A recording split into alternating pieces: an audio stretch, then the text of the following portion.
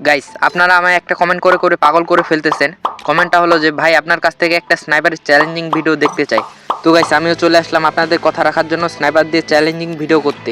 তো গাইস আপনাদের করা অনেক কমেন্টের মাঝে আমার কিছু কমেন্ট অনেক ভালো লাগে, যেগুলো আজকে আমি আপনাদের তুলে পড়ে শোনাবো। তো গাইস এক ভাই কমেন্ট করেছেন, ভাই আমি আপনার অনেক বড় বিগ ফ্যান, ধন্যবাদ ভাই।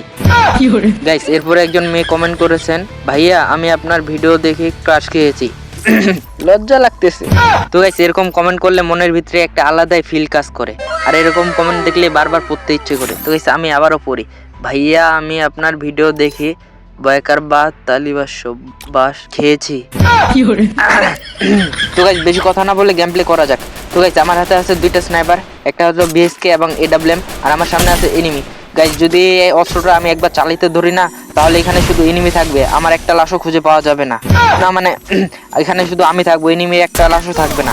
গাইস এরা তো জানে না আমার হাতে যদি একবার এডব্লিউএম আসে আমি 1v4 একাই করতে পারি না।